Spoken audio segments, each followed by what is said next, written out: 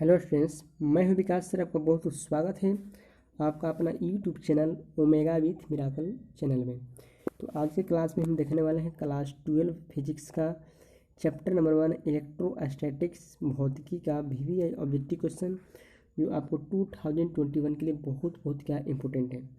तो चलिए हम एक एक करके क्वेश्चन को देखते हैं और एक एक क्वेश्चन का सोल्यूशन भी देखते हैं। वीडियो को पूरा अंत तक देखिएगा, तभी आपको पूरा कंसेप्ट समझ में आ जाएगा।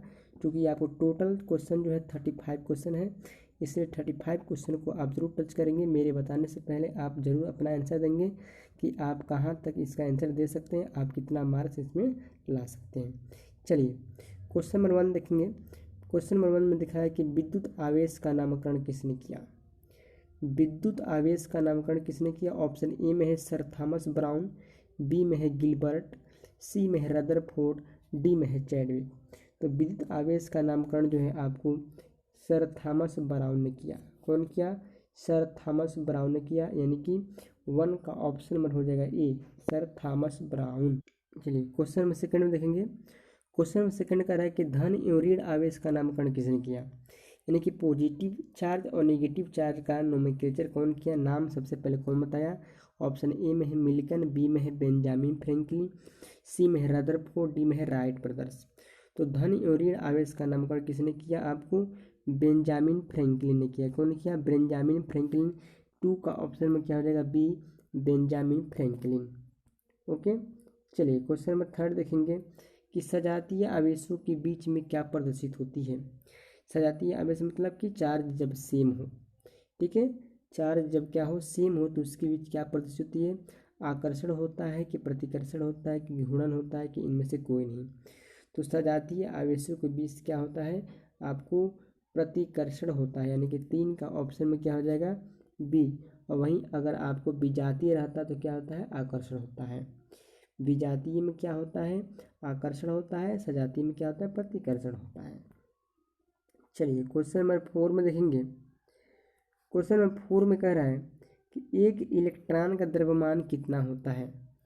एक इलेक्ट्रॉन का द्रव्यमान कितना होता है। ऑप्शन ए में दिया -1.6 10 के पावर -19 कूलम्ब, बी में दिया 9.10 के पावर 31 kg, सी में दिया 9.1 10 की पावर -31 kg, और डी में दिया है इनमें से कोई नहीं, नॉन ऑफ दिस। तो एक इलेक्ट्रॉन का जो द्रव्यमान होता है वो आपको होता है 9.1 × 10 की पावर -31 kg, यानी कि 4 का ऑप्शन में क्या हो जाएगा? सी। चलिए क्वेश्चन नंबर 5 में देखेंगे। बहुत बहुत इंपॉर्टेंट क्वेश्चन इसमें दिया गया है कि आवेश के मान जिसका मान होता है 1.6 × 10 की पावर -19 कूलम, तो इस मान का खोज किसने किया। ठीक है, इस मान का खोज किसने किया आपको बतानी है। तो ऑप्शन ए में दिया है सर थॉमस ब्राउन, बी में दिया है गिलबर्ट, सी में दिया है मिल्टन, और डी में दिया है आपको कूलम। तो किसने किया? तो इसके मान की खोज जो है आपको मिल्टन ने किया। किसने किया? मिल्टन ने किया, यानी कि 5 का ऑप्शन में क्या हो जाएगा? सी, मिल्टन ने किया। कौन किया? मिल्टन ने किया। चलिए क्वेश्चन नंबर 6 में देखेंगे कि एक कूलम आवेश में कितने इलेक्ट्रॉन होते हैं। एक कूलम आवेश में कितने इलेक्ट्रॉन होते हैं। ऑप्शन ए में दिया है 1.6 10 के पावर -19 कूलम इलेक्ट्रॉन, बी में दिया है 6.2 10 के पावर 15 इलेक्ट्रॉन, सी में दिया है 6.25 10 के पावर 18 इलेक्ट्रॉन, और डी में इनमें से सभी। तो 6 का ऑप्शन में हो जाएगा सी, 6.25 10 के पावर 18 इलेक्ट्रॉन होते हैं। चलिए क्वेश्चन नंबर 7। क्वेश्चन नंबर 7 कर रहा है कूलम्ब के नियम में के का मान क्या होता है। ये क्योंकि आपको के जो है आपको माध्यम का परावैद्युतांक होता है। क्या होता है? माध्यम का परावैद्युतांक होता है। तो 7 का ऑप्शन में ए बी सी कौन हो जाएगा। तो आपको पता है कि कूलम्ब के नियम में के की जो वैल्यू होती है वो 9 × 10 की पावर 9 तो होती है, 9 × 10 की पावर 9 होती है। तो लेकिन यहाँ पर अब यूनिट चुनना है, कूलम प्रति न्यूटन मीटर स्क्वायर होता है कि न्यूटन मीटर स्क्वायर प्रति कूलम स्क्वायर होता है। तो आपको होता है न्यूटन मीटर स्क्वायर प्रति कूलम स्क्वायर। 7 का ऑप्शन क्या हो जाएगा? सी, 9 × 10 की पावर 9 न्यूटन मीटर स्क्वायर प्रति कूलम स्क्वायर। चलिए क्वेश्चन नंबर 8 में देखेंगे। बहुत इंपॉर्टेंट क्वेश्चन है कि धातुओं के लिए परावैद्युतांक का मान क्या होता है। धातुओं के लिए परमिटिविटी का वैल्यू क्या होता है? ऑप्शन ए में दिया है 1.0054, बी में दिया है 80, सी में दिया है अनंत, डी में दिया है 4.5। तो धातुओं के लिए परावैद्युतांक का मान क्या होता है? अनंत होता है। क्या होता है? अनंत होता है। 8 का ऑप्शन में क्या हो जाएगा? सी। अभी तक वीडियो को लाइक नहीं किए तो वीडियो को लाइक कर देंगे, और चैनल पर अगर आप नए हैं तो चैनल को सब्सक्राइब कर बेल आइकन को जरूर प्रेस कर लेंगे, ताकि इसी तरह के वीडियो का नोटिफिकेशन आपको मिले। और डेली आप लाइव क्लास 9 बजे मॉर्निंग में कर सकते हैं। 9 बजे सुबह मॉर्निंग में डेली आप लाइव क्लास ज्वाइन कर सकते हैं। इसे नोटिफिकेशन पाने के लिए बेल आइकन जरूर प्रेस कीजिएगा और चैनल को सब्सक्राइब कर लेंगे। चलिए क्वेश्चन नंबर 9 में चलते हैं कि शून्य आकाश की विद्युतशीलता एप्सिलॉन जीरो का मान कितनी होती है? शून्य आकाश की विद्युतशीलता यानी कि एप्सिलॉन जीरो की वैल्यू कितनी होती है? ऑप्शन ए में दिया है, ऑप्शन ए में दिया है 9×10⁻⁹ न्यूटन मीटर स्क्वायर प्रति कूलम स्क्वायर। बी में दिया है 8.85 × 10⁻12 कूलम स्क्वायर प्रति न्यूटन मीटर स्क्वायर। सी में दिया है 9×10⁻9 न्यूटन। डी में दिया है 9×10⁹ न्यूटन। तो आपको परमिटिविटी जो एप्सिलॉन जीरो की वैल्यू होती है 8.85 × 10⁻12 कूलम स्क्वायर प्रति न्यूटन मीटर स्क्वायर। 9 का ऑप्शन में क्या हो जाएगा? बी। 9 का ऑप्शन में बी क्या है? सही है। चलिए क्वेश्चन नंबर 10 में देखेंगे। क्वेश्चन नंबर 10 में आपको न्यूमेरिकल दिया है कि वायु में एक दूसरे से 1 मीटर की दूरी पर रखे दो आवेशित वस्तु पर क्रमशः 1 कूलम और 1 कूलम का आवेश है, उनके बीच कितना बल लगेगा? तो आपको पता है कि F बराबर क्या होता है? F बराबर क्या होता है? K into Q1 into Q2/r²। पता है K की वैल्यू कितनी होती है? 9×10⁻9 होती है, और चूँकि दोनों आवेश आपको 1 1 दे दिया है और इनके बीच की दूरी कितना दिया है? 1 मीटर दिया है, तो 1 से 1 कैंसिल हो जाएगा, बच गया आपको 9×10⁻9। 9×10⁻9 बच रहा है, और चूँकि बल का मात्रक क्या होता है? न्यूटन होता है। ये 10 का ऑप्शन में हो जाएगा सी, 9×10⁻9 न्यूटन, यानी कि 10 का ऑप्शन क्या हो जाएगा? सी। चलिए क्वेश्चन नंबर 11 में चलते हैं कि एप्सिलॉन जीरो का यूनिट क्या होता है? एप्सिलॉन जीरो का यूनिट क्या होता है? ऑप्शन ए में है न्यूटन मीटर स्क्वायर प्रति कूलम स्क्वायर, बी में है कूलम, सी में है कूलम स्क्वायर प्रति न्यूटन मीटर स्क्वायर, और ऑप्शन डी में दिया है न्यूटन। तो 11 का ऑप्शन में हो जाएगा सी, कूलम स्क्वायर प्रति newton metre square. Coulomb square प्रति न्यूटन मीटर स्क्वायर। चलिए क्वेश्चन नंबर 12 में चलते हैं। क्वेश्चन नंबर 12 में दिया है कि 2-10 कूलम के आवेशों के बीच के बल की गणना करें। 2-10 कूलम के आवेशों के बीच के बल की गणना करें जो वायु में एक दूसरे से 10 मीटर की दूरी पर है। वायु में एक दूसरे से 10 मीटर की दूरी पर है, तो सेम क्वेश्चन वही है। आपको क्या निकालना है? एफ निकालना है। एफ बराबर क्या होता है? के इंटू, तो के आपकी कितनी है? 9×10⁻9 होता है, और आपको दोनों कूलम कितने हैं? 10 और 10 है, ठीक है। और बीच की दूरी कितना है? 10। 10 का स्क्वायर कितना होता है? 100 होता है, तो इससे दोनों कट जाएगा, बच गया आपको 9×10⁻9। तो 9×10⁻9 न्यूटन हो जाएगा, यानी कि 12 का ऑप्शन में क्या हो जाएगा? सी। 12 का ऑप्शन में क्या हो जाएगा? सी, 9×10⁻9 न्यूटन। चलिए क्वेश्चन नंबर 13 में चलते हैं। क्वेश्चन नंबर 30 में दिया है एप्सिलॉन जीरो का डायमेंशन फार्मूला क्या होगा?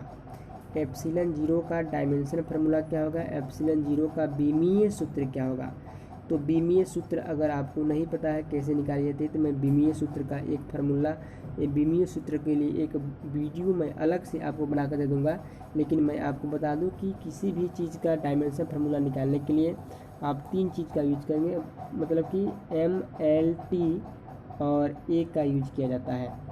एम जो है आपको, ठीक है, एम जो है आपको द्रव्यमान के लिए यूज किया जाता है, एल जो है आपको लंबाई के लिए यूज किया जाता है, टी जो है आपको टाइम के लिए यूज किया जाता है, और ए जो है आपको एम्पियर के लिए किया जाता है, ठीक है। तो इसी का यूज करके आपको बीमीय सूत्र निकाला जाता है। फॉर एग्जांपल में मैं आपको बता दूं, ठीक है, जैसे हमको मान लीजिए कि हमको आयतन का बीमीय पता करना है, आयतन का बीमीय पता करना है, तो आयतन के जिस चीज़ का हमको डायमेंशन फार्मूला पता करना है उसका हमको फार्मूला पता होना चाहिए। तो फार्मूला क्या होता है? लंबाई गुणे चौड़ाई गुणे ऊंचाई। क्लियर है? लंबाई गुणे चौड़ाई गुणे ऊंचाई होती है। अब चूँकि लंबाई एक प्रकार की लंबाई है इसलिए इसको एल ही लिखेंगे, चौड़ाई भी एक प्रकार की लंबाई इसलिए उसको एल लिखेंगे, और ऊंचाई भी एक प्रकार की लंबाई एल लिखेंगे। तो यहाँ पर एल कितना हुआ, L3 हो गया, L3 हो गया। और लिखने के बाद आपको एक बिग ब्रैकेट के अंदर क्या करना है, बंद कर देना है। ठीक उसी प्रकार अगर आप एप्सिलॉन जीरो का डायमेंशन फार्मूला निकालेंगे तो एप्सिलॉन जीरो का डायमेंशन फार्मूला निकालने के लिए आपको जो इसमें यूनिट होगा उस यूनिट को MLTA में आप क्या करना है, कन्वर्ट करने के बाद क्या करना पड़ेगा, कन्वर्ट करना पड़ेगा। तो तेरे का ऑप्शन में क्या आ जाएगा, C आ जाएगा। इसके लिए मैं एक अलग से वीडियो बना कर दूंगा कि आपको डायमेंशन किसी तरह कैसे निकाल लेंगे। ठीक है, प्रोसेस आपकी वही है। चलिए क्वेश्चन नंबर 40 में देखेंगे, वैद्युत क्षेत्र की तीव्रता का मात्रक क्या होता है। वैद्युत क्षेत्र की तीव्रता का मात्रक क्या होता है, ऑप्शन ए में दिया वेबर, बी में दिया है टेस्ला, सी में दिया है न्यूटन प्रति कूलम और डी में दिया है कूलम प्रति न्यूटन। तो 14 का ऑप्शन नंबर हो जाएगा सी, न्यूटन प्रति कूलम। क्या होता है जी, न्यूटन प्रति कूलम। चलिए क्वेश्चन नंबर 15 देखेंगे, फिर आपको यहाँ पर 15 में दो डायमेंशन दिया है कि विद्युत क्षेत्र का डायमेंशन क्या होता है। विद्युत क्षेत्र का डायमेंशन क्या होता है, ऑप्शन ए में है ML2T, ML2T-2, M0, M0 है, L0 है, T0 है और MLT-3, A-1।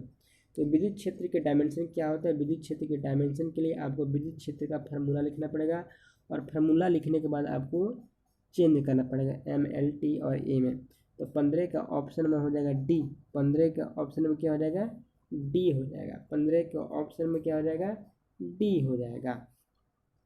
चलिए क्वेश्चन नंबर 60 में चलते हैं कि वैद्युत द्विध्रुव यानी कि इलेक्ट्रिक डाइपोल का यूनिट क्या होता है। इलेक्ट्रिक डाइपोल का आपको मात्रक क्या होता है, ऑप्शन ए में है न्यूटन प्रति कूलम, सी में है, बी में है कूलम मीटर, सी में है जूल प्रति कूलम, डी में है वोल्ट इंटू मीटर। तो 16 का ऑप्शन में हो जाएगा B, coulomb into metre, coulomb into metre. चलिए क्वेश्चन नंबर 70 में चलते हैं। क्वेश्चन नंबर 70 में दिया है कि बिंदुवत आवेश के कारण किसी बिंदु पर विभव कितना होगा। बिंदुवत आवेश के कारण किसी बिंदु पर विभव कितना होगा, ऑप्शन ए में दिया है V बराबर 1/4πε0 Q बट्टा R, सेकेंड में दिया V बराबर W बट्टा Q, सी में आपको दिख रहा है और डी में सभी। ठीक है, तो 17 का ऑप्शन नंबर हो जाएगा ए, V बराबर 1/4πε0 Q/R। चलिए 18 में चलते हैं। क्वेश्चन नंबर 80 में देखेंगे कि बिंदु आवेश के कारण किसी बिंदु पर विद्युत क्षेत्र की तीव्रता तथा विद्युत विभव क्रमशः 32 न्यूटन प्रति कूलम और 15 जूल प्रति कूलम दिया हुआ है। तो कह रहा है आवेश की गणना करें। तो आवेश की गणना करें, तो सबसे पहले हम आवेश की गणना करने से पहले आपको क्या निकालेंगे, हमको सबसे पहले निकालना पड़ेगा रेडियस। क्या निकालना पड़ेगा, रेडियस निकालना पड़ेगा। तो हम जानते हैं कि आपको E बराबर होता है V/R। E बराबर क्या होता है, V/R। और R बराबर क्या होता है, R बराबर क्या होता है, R बराबर हो जाएगा V/E। R बराबर क्या होता है, V/E। और V आपको दिया है, E भी दिया है। ठीक है, V आपको दिया है और E भी दिया है। ठीक है, V आपको दिया है और E भी दिया है। तो आप क्या करेंगे, सॉल्यूशन करेंगे। क्या करेंगे, सॉल्यूशन करेंगे। ठीक है, तो 18 में आपको क्या पड़ेगा, पहले आपको R निकालना पड़ेगा। तो R बराबर क्या होता है, V/E। तो V आपको कितना दिया है, 15 दिया है और E आपको दिया है 32। ठीक है, इसको आप सॉल्व करेंगे तो लगभग आपको 0.5 के आसपास आ जाएगा। ठीक है, तो जब E निकल जाने के बाद आपको क्या निकालनी है, आपको निकालनी है Q। क्या निकालनी है, Q निकालनी है। तो Q बराबर क्या होता है, 4πε0 into RV into R into V। ठीक है, तो 4πε0 की वैल्यू कितनी होती है, 1/9 गुणे 10⁻9 होती है। और R की वैल्यू हमने भी बताया लगभग 0.5 के रेंज में आएगी। और V की वैल्यू कितनी है, V की वैल्यू 15 है। ठीक है, इसको सॉल्यूशन करेंगे तो आपको आएगा 0.85 गुणे 10⁻⁻⁻ 9 आ जाएगा। ठीक है, यानी इसका ऑप्शन में हो जाएगा 18 के ऑप्शन में क्या हो जाएगा ए। 18 के ऑप्शन में क्या हो जाएगा ए हो जाएगा। चलिए 19 में चलते हैं। 19 में दिया कि इलेक्ट्रॉन वोल्ट किसका मात्रक है। इलेक्ट्रॉन वोल्ट किसका मात्रक है। ऑप्शन ए में दिया है शक्ति, बी में दिया है ऊर्जा, सी में दिया है इलेक्ट्रिक करंट, डी में दिया है विभवांतर। तो 19 का ऑप्शन में हो जाएगा बी, इलेक्ट्रॉन वोल्ट जो है आपको ऊर्जा का मात्रक है। एक इलेक्ट्रॉन वोल्ट आपको 1.6 गुणे 10⁻⁻19 जूल के बराबर होता है। 1.6 गुणे 10⁻⁻19 जूल के बराबर होता है एक इलेक्ट्रॉन वोल्ट। चलिए क्वेश्चन नंबर 20 में चलते हैं। क्वेश्चन नंबर 20 में दिया है कि 15 गुणे 10⁻⁻4 कूलम आवेश पर 4.5 न्यूटन का बल कार्य करता है तो वैद्युत क्षेत्र की तीव्रता क्या होगी। वैद्युत क्षेत्र की तीव्रता क्या होगी। तो वैद्युत क्षेत्र की तीव्रता यानी कि ई बराबर क्या होता है, ई बराबर होता है F/Q। ई बराबर क्या होता है F/Q। और F कितना दिया आपको 4.5 दिया है और Q दिया है 15 गुणे 10⁻⁻4। 15 गुणे 10⁻⁻4। जब इसे आप सॉल्यूशन करेंगे तो आपकी आंसर आएगी 3 गुणे 10⁻3। 3 गुणे 10⁻3 न्यूटन प्रति कूलम। न्यूटन प्रति कूलम यानी कि हो जाएगा 20 का ऑप्शन नंबर हो जाएगा आपको बी। 20 के ऑप्शन में क्या हो जाएगा बी, 3 गुणे 10⁻3 न्यूटन प्रति कूलम।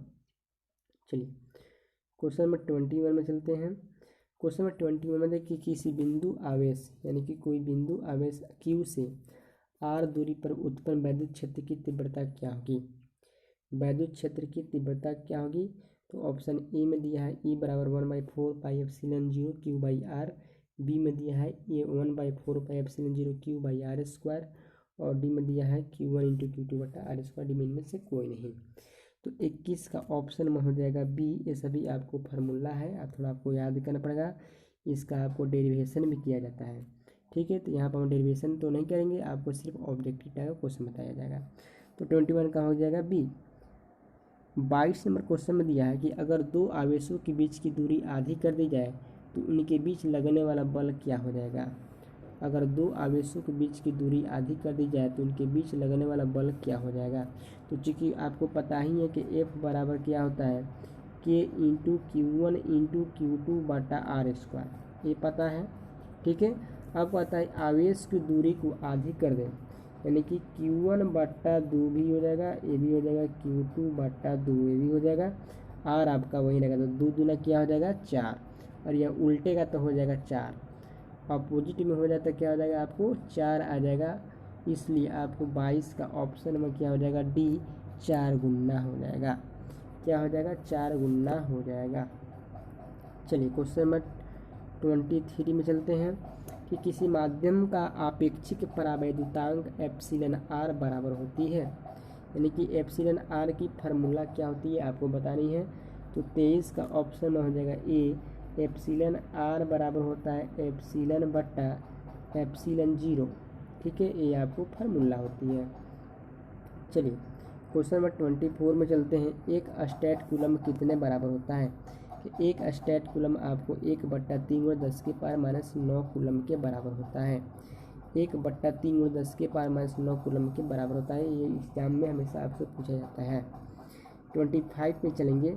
25 कह रहा है कि किसी अचालक पदार्थ के गोले को आवेश देने पर वह वितरित हो जाता है, मतलब किस प्रकार वह बट जाता है, किस प्रकार उसका वितरण होता है। ऑप्शन ए में दिया है सतह पर, बी में दिया है सतह के अलावा अंदर भी, सी में दिया है केवल भीतर, डी में कोई नहीं। तो 25 का ऑप्शन में हो जाएगा डी, इनमें कोई नहीं। 25 का ऑप्शन हो जाएगा डी, इनमें कोई नहीं। 26 में है कि यदि समरूप विद्युत क्षेत्र एक्स अक्ष की दिशा में हो तो समविभवी तल किस दिशा में होगा।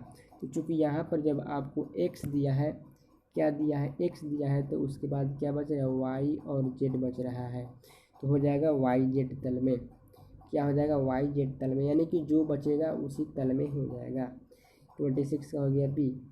चलिए 27 में चलते हैं कि किसी घिरे हुए बंद पृष्ठ पर विद्युतीय फलक से भीतर स्थित आवेश का होता है। तो भीतर स्थित आवेश का 1/1/1/1 एप्सिलॉन जीरो गुना होता है। 27 का ऑप्शन में क्या हो जाएगा ये आपको परिभाषा है। किसी घिरे हुए बंद पृष्ठ पर वृत्तीय फ्लक्स भीतर स्थित आवेश का क्या होता है 1/एप्सिलॉन जीरो होता है। चलिए 27 का ऑप्शन में ए हो गया। 28 में बहुत इंपॉर्टेंट क्वेश्चन है, बहुत वेरी वेरी इंपॉर्टेंट क्वेश्चन है। यदि गोले पर 10 माइक्रोकूलम आवेश हो तो उसकी सतह पर विद्युतीय फ्लक्स कितना होगा। 28 का कह रहा है कि यदि गोले पर 10 माइक्रोकूलम आवेश हो 10 माइक्रोकूलम आवेश हो तो उसकी सतह पर विद्युतीय फ्लक्स कितना हो जाएगा। तो इसको निकालने के लिए आपको मैं एक फार्मूला बताता हूँ, उस फार्मूले पर आप निकाल लेंगे। तो फार्मूला आपका होता है 4 पाई के, ठीक है, इंटू क्यू। 4 पाई के इंटू क्यू। तो 4 पाई के की वैल्यू आपको पता है 9 × 10⁻9 होती है, और क्यू जो है आपको दिया है 10 माइक्रोकूलम। तो 10 माइक्रोकूलम को कूलम में बदलेंगे तो हो जाएगा 10 × 10⁻⁻6। ठीक है, इसको जब आप पूरा सॉल्व करेंगे तो आपको आ जाएगा 36 पाई 10⁻4 न्यूटन मीटर स्क्वायर प्रति कूलम स्क्वायर। यानी 28 का ऑप्शन में क्या हो जाएगा बी हो जाएगा। चलिए क्वेश्चन नंबर 29 में चलते हैं कि निम्नलिखित में वह कौन सी राशि है जिसका मात्रक वोल्ट प्रति मीटर है। तो वोल्ट प्रति मीटर जो है आपको विद्युतीय क्षेत्र की मात्रक होती है, यानी कि 29 का ऑप्शन में हो जाएगा डी विद्युतीय क्षेत्र का। 30 नंबर क्वेश्चन में चलते हैं कि 2 कूलम आवेश को एक बिंदु से दूसरे बिंदु तक ले जाने में 20 जूल कार्य की आवश्यकता होती है, तो इसके बीच विभवांतर क्या होगा। बहुत वेरी सिंपल क्वेश्चन है। आपको पता है कि V बराबर क्या होता है, V बराबर होता है W/Q, और W आपको दे दिया है 20 और Q आपको दे दिया है 2। कटेगा तो कितना आ जाएगा 10, कटेगा कितना आ जाएगा 10, यानी कि 30 का ऑप्शन नंबर हो जाएगा ए। 30 का ऑप्शन हो जाएगा ए 10 वोल्ट। चलिए क्वेश्चन नंबर 21 में चलते हैं। P वेक्टर आघूर्ण वाला एक विद्युत द्विध्रुव वेक्टर ई तीव्रता वाले विद्युतीय क्षेत्र में रखा जाए तो उन पर लगने वाला टॉर्क क्या होगी। 31 का ऑप्शन नंबर हो जाएगा ए। चूँकि दोनों जो है क्या है वेक्टर क्वांटिटी है, इसलिए इसका क्या होगा क्रॉस प्रोडक्ट हो जाएगा। चलिए 32 में चलते हैं। 32 में दिया है कि किसी आवेशित खोखले गोलाकार चालक के केंद्र पर विद्युतीय क्षेत्र एवं विभव दोनों शून्य होता है। विभव शून्य होता है, विद्युतीय क्षेत्र नहीं होता है। विद्युतीय क्षेत्र शून्य होता है, विभव नहीं होता है। और डी दिया है दोनों ही अनंत होते हैं। तब 32 का ऑप्शन नंबर हो जाएगा सी। विद्युतीय क्षेत्र शून्य होता है, विद्युतीय विभव नहीं होता है। चलिए 33 में चलते हैं कि किसी आवेशित चालक के किसी बिंदु पर विद्युतीय क्षेत्र का मान होता है। ऑप्शन ए में दिया है एप्सिलॉन 0 इंटू सिग्मा, बी में दिया है सिग्मा/एप्सिलॉन 0, सी में दिया है 0, डी में दिया है सिग्मा/2 एप्सिलॉन 0। तो 33 का ऑप्शन नंबर हो जाएगा बी सिग्मा/एप्सिलॉन 0। चलिए क्वेश्चन नंबर 34 में चलते हैं। 34 में दिया है कि वैद्युत द्विध्रुव आघूर्ण वेक्टर होता है, सदिश होता है। इसकी दिशा क्या होती है, उत्तर से दक्षिण, दक्षिण से उत्तर, धन से ऋण, ऋण से धन। तो 34 का ऑप्शन नंबर हो जाएगा डी ऋण से धन की ओर होती है। इसकी दिशा क्या होती है नेगेटिव से पॉजिटिव की ओर होती है। चलिए अब हमारा लास्ट क्वेश्चन है 35 नंबर कि किसी आवेशित पृष्ठ का क्षेत्रफल 10⁻⁻4 मीटर स्क्वायर है और उसे 2 माइक्रोकूलम आवेश दिया गया है, तो आवेश का पृष्ठ घनत्व क्या होगा। तो आपको पता है आवेश का पृष्ठ घनत्व सिग्मा बराबर क्या होता है, सिग्मा बराबर होता है Q/A। Q आपको आवेश है, ये क्या है एरिया है। तो आवेश आपको कितना दिया है 2 माइक्रोकूलम, 2 गुणा माइक्रो मतलब क्या होता है 10⁻⁻6। ठीक है, 10⁻⁻6, नीचे दिया है 10⁻⁻4। इसको सॉल्व करेंगे तो आपको आ जाएगा 2 × 10⁻⁻2 कूलम्ब प्रति मीटर स्क्वायर। क्लियर है। तो ये रहा आपको 35 क्वेश्चन VVI ऑब्जेक्टिव क्वेश्चन, जो आपको बोर्ड एग्जाम के लिए बहुत बहुत क्या इंपॉर्टेंट है। तो अभी तक आप चैनल को सब्सक्राइब नहीं किए तो चैनल को सब्सक्राइब कर बेल आइकन प्रेस कर लेंगे। और डेली आप लाइव स्ट्रीम करना चाहते हैं तो डेली 9 बजे मॉर्निंग को क्लास ज्वाइन करें।